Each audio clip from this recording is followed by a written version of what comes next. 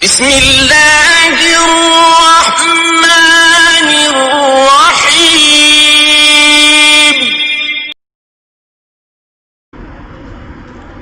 5 minute ہی صحیح اپنا وقت نکالیں، اور نکالنے کے بعد ذرا یہ سوچیں اور تصور کریں کہ میری موت کا وقت آ گیا ہے۔ موت کا فرشتہ میری روح قبض کرنے کے لیے آ گیا ہے۔ جاکنی کا عالم ہے، لوگ میری روح کے قبض کرنے میں آسانی کے لیے قرآن پاک کی تلاوت میرے پاس کر رہے ہیں، کوئی کلمہ شہادت کی تلقین کر رہا ہے۔ موت کا فرشتہ میری روح کو قبض کر لیتا ہے اور میری موت واقع ہو جاتی ہے۔ ذرا تصور کریں۔ اس کے بعد مسجد میں اعلان کر دیا جاتا ہے کہ فلاں بن فلاں کا انتقال ہو گیا ہے۔ میرے رشتہ دار، دوست و احباب، عزیز و اقارب، متعلقین و منتسبین سب جمع ہو جاتے ہیں۔ کوئی روتا ہے، کوئی میرے خصائل اور عادتوں کا تذکرہ کرتا ہے، گھروں پر اجتماع ہو جاتا ہے، اور پھر میرے غسل کی تیاریاں کی جاتی ہیں۔ مجھے غسل دیا جاتا ہے، مجھے کفن پہنایا جاتا ہے، اور لوگ میری نماز جنازہ پڑھنے کے لیے، مجھے دفن کرنے کے لیے قبرستان کی طرف مجھے اپنے کندھے پر سوار کر کے روانہ ہوتے ہیں، اور مجھے قبرستان پہنچا دیا جاتا ہے۔ کوئی نماز جنازہ پڑھانے والا نماز جنازہ پڑھانے کے لیے آتا ہے، لوگ صفوں کو درست کر لیتے ہیں اور میری نماز جنازہ پڑھا دی جاتی ہے۔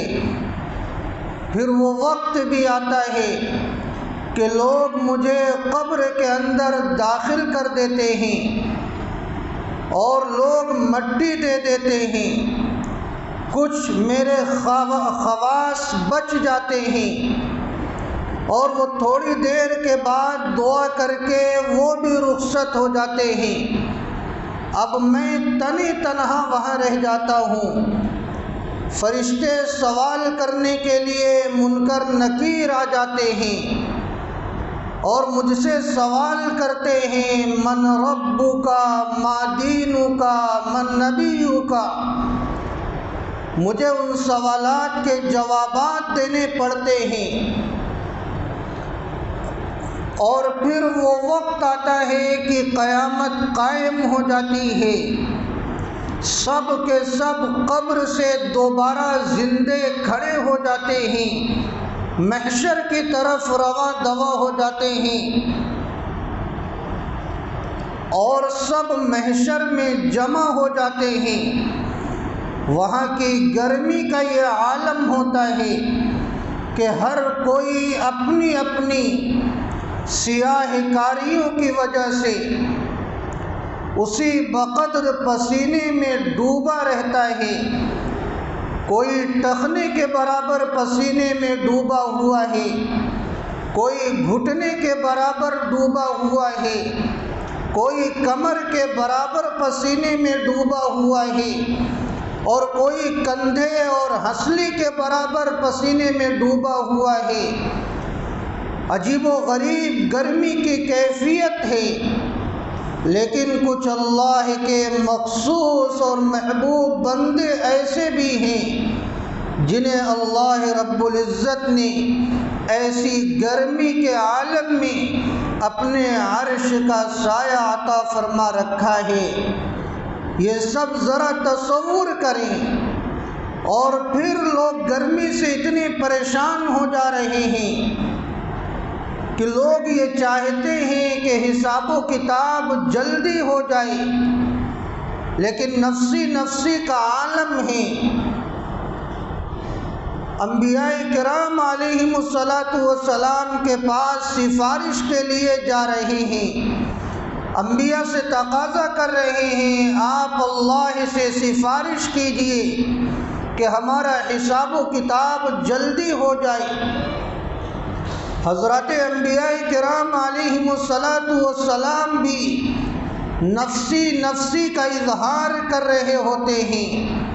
بالآخر آپ علیہ السلام کی شفاعت سے حساب و کتاب کے مراحل سامنے آتے ہیں، کوئی کامیاب ہوتا ہے، کوئی ناکام ہوتا ہے، پل صراط کا منظر سامنے آتا ہے، جنت اور دوزخ دکھا دی جاتی ہے، کچھ اللہ کے سعادت مند بندے جنت کی طرف جا رہے ہوتے ہیں، وہ خوش ہوتے ہیں، نورانی چہرہ ہوتا ہے، اور کچھ اللہ کے بد نصیب اور محروم القسمت بندے جہنم میں ڈالے جا رہے ہوتے ہیں، ان کا چہرہ پژمردہ ہوتا ہے اور شقاوت ان کے ظاہری اعتبار سے محسوس ہو رہی ہوتی ہے۔